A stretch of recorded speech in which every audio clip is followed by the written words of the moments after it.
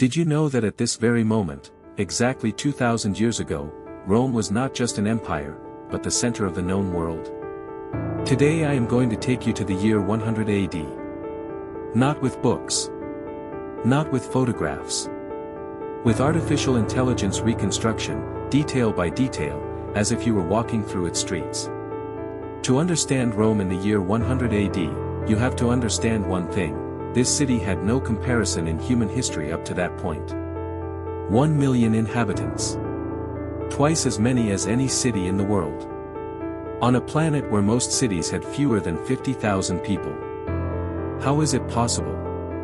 The answer is in the roads. Rome had built more than 400,000 kilometers of roads throughout the known world. From Britain to Mesopotamia. All connected. All flowing toward a single point. And that point was this city. The grain came from Egypt. Every year, more than 200,000 tons of wheat crossed the Mediterranean just to feed Rome. The gold came from the mines of Spain, where slaves worked day and night extracting the precious metal that sustained the imperial economy. The silk came from China, although Rome did not even know exactly where that place was. To them, it was just the land of the Ceres, a mythical place from which fabrics more valuable than gold came. And in the year 100 AD, the one who ruled all of this was Emperor Trajan. A brilliant military man. A charismatic leader. Considered by many historians as one of the best emperors Rome ever had. But here comes something interesting that almost no one mentions. Trajan was not Roman. He was Hispanic. Born in Hispania, in what is now Spain. He was the first emperor born outside of Italy. And this says a lot about what Rome was at that time. It was not just a city. It was an idea. The idea that anyone, from anywhere in the empire, could rise to the top if they had the necessary talent and ambition. Trajan had come to power 3 years earlier, in the year 98 AD. And from that moment on, he had begun to transform Rome in ways no one could imagine. He built Trajan's Forum, the largest architectural complex Rome had seen up to that point. A monumental square with libraries, basilicas, and at the center, a column 38 meters high that still exists today. While Trajan built monuments and expanded the empire to the east, conquering new territories in what is now Romania, 90% of the inhabitants of Rome lived in conditions that we would consider absolutely unacceptable today. The insulae. Those apartment buildings of up to 7 stories that dominated the urban landscape of Rome. Imagine them, wooden and brick structures stacked one on top of another, so precarious that they frequently collapsed. They had no running water on the upper floors. Families had to go down with amphorae every day to collect water from public fountains. They had no heating. In winter, people burned coal in braziers inside their small apartments, breathing the smoke because there was no proper ventilation. Many died from the cold. Many more died from fires. And at night, the streets of Rome became something completely different. There was no public lighting. Walking through Rome after dark was risking being assaulted, or worse. The wealthy moved around in litters carried by slaves, escorted by armed guards. The poor simply did not go out. But let me take you deeper. Let me show you what a day in the life of an ordinary Roman was really like in the year 100 AD. Imagine you are a shoemaker. Or a baker. Or a dock worker. You wake up at dawn in your one-room apartment on the 5th floor of an insula. You share that space with your wife, your 3 children, and probably your elderly mother. 20 square meters. For 6 people. You don't have a bathroom. No ordinary Roman has a bathroom in their home. There is a public latrine on the corner. It's a building with stone benches with holes where 50 people sit side by side, relieving themselves while chatting about the weather or the games at the Colosseum. There is no privacy. There is no toilet paper. You use a sponge on a stick that you share with others, which is rinsed in a channel of running water beneath the benches. Personal hygiene is complicated. You wash your face and hands each morning with water you brought in an amphora the day before. Maybe every 2 or 3 days you go to the public baths. There, for a few coins, you can bathe in hot water, sweat in the sauna, and scrape the dirt and oil off your skin with a metal instrument called a strigil. The baths are your salvation. They are the place where a poor Roman can feel, if only for an hour, like a decent human being. But let's go back to your day. After waking up, you don't have breakfast. Poor Romans don't eat breakfast. Maybe you chew on a piece of hard bread from the day before as you head out. Your work begins at dawn. If you are a shoemaker, you work in a tiny workshop on the ground floor of your building. A space so small that it barely fits you, your workbench, and your tools. You work from sunrise to sunset. 12, 14 hours a day. Your hands are deformed from years of stretching leather. Your lungs are filled with the dust of tanned leather. If you work at the port, you carry sacks of grain from the ships to the warehouses. 50 kilos per sack. 100 sacks a day. Your back is killing you. You're 30 years old, but your body is already that of a 60-year-old man. At noon, you eat. Finally, you eat. A simple meal, bread, olives, a little cheese if you have had a good day. Maybe garum, that fermented fish sauce that the Romans put on absolutely everything. You do not eat meat. Meat is for the rich. Maybe once a month, at a festival, you receive a piece of pork given by the emperor. Your diet is so monotonous, so lacking in nutrients, that most poor Romans suffer from chronic vitamin deficiencies. Your teeth rot before the age of 30. Your height is 15 centimeters shorter than that of a wealthy patrician who eats meat and fresh fruit every day. In the afternoon, you keep working. More leather. More sacks of grain. More hours bent over a hot oven if you are a baker. When you finally finish, at dusk, you climb the stairs of your insula. There is no light in the stairwell. You climb in total darkness, feeling your way along the damp, cold walls. You reach your apartment. Your wife has prepared dinner, wheat porridge, the same dish as always. Bread. Olives. Water mixed with a little cheap, watered-down wine. There are no books in your home. You cannot read. Only 1 in 10 Romans can read, and you are not one of them. There is no entertainment in your home, except for the stories your mother tells your children before bed. You go to bed when the sun sets, because you have no money to buy oil for lamps. You sleep on a straw mattress on the stone floor. Your children sleep beside you. It is cold. It is always cold in winter, because heating the apartment with coal is dangerous and expensive. And tomorrow you will wake up and do exactly the same. And the day after as well. And every day until you die, probably before the age of 50, from an infection, a workplace accident, or simply exhaustion. This was the life of 90% of the inhabitants of the largest and most advanced city in the world. But here is the fascinating paradox of Rome. While ordinary people lived in these miserable conditions, the city offered something that no other civilization in history had ever offered before on such a scale. Free entertainment. Trajan knew something very important about power. It is not enough to have the largest army in the world.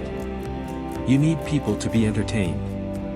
You need them to have something to look forward to. Something that makes them forget that they live crammed into buildings that could collapse at any moment.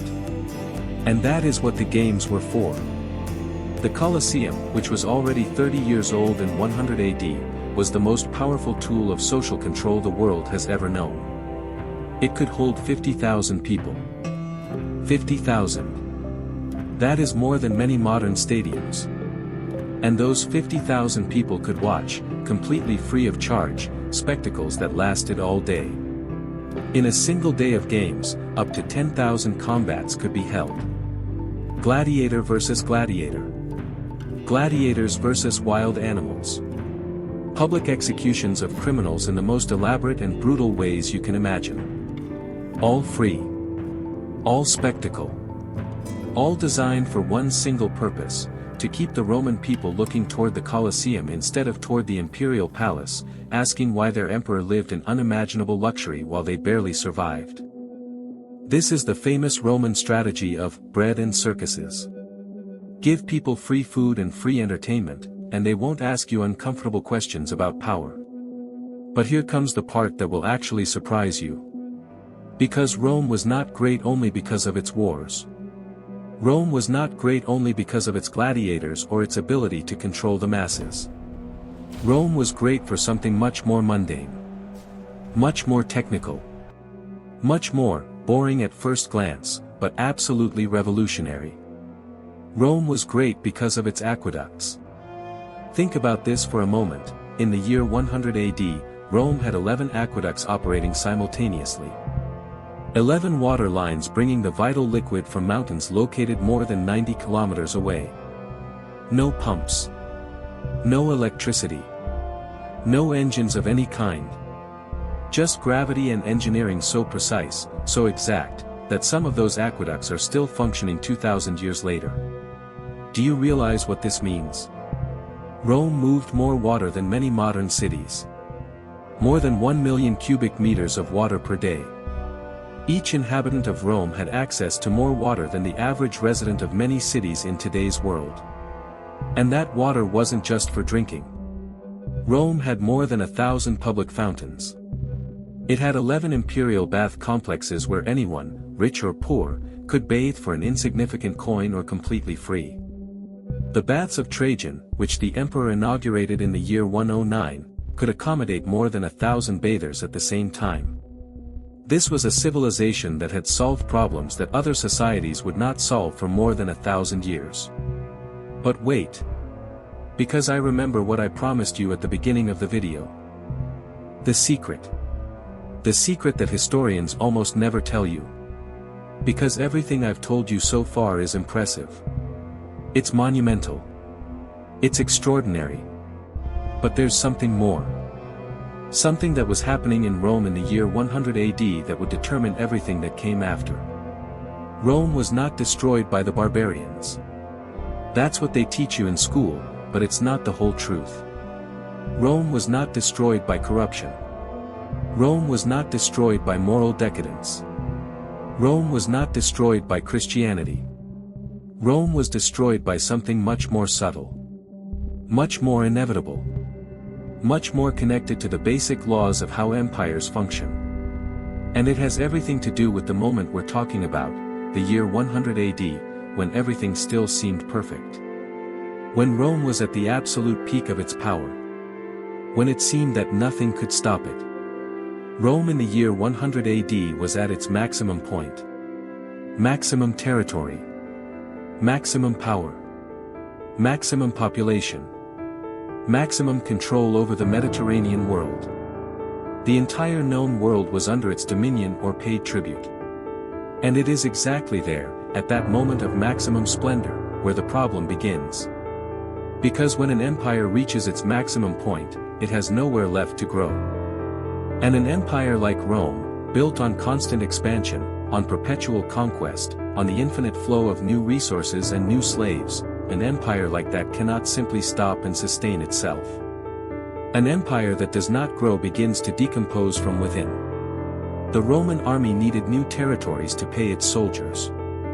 The legions expected loot. They expected land. They expected rewards for their years of service. The Roman economy needed more slaves to work in the mines, in the fields, in the cities. Citizens needed more spectacle, more free grain, more entertainment to remain content. Trajan understood this better than anyone. That is why he conquered Dacia, what is today Romania, between the years 101 and 106. It was the last great territorial expansion of Rome. Trajan brought tons of gold and silver from the Dacian mines. He brought thousands of new slaves. He held games that lasted 123 consecutive days. But after Trajan, Rome never grew significantly again. Hadrian, his successor, built walls. Literally. The famous Hadrian's Wall in Britain was not built to conquer.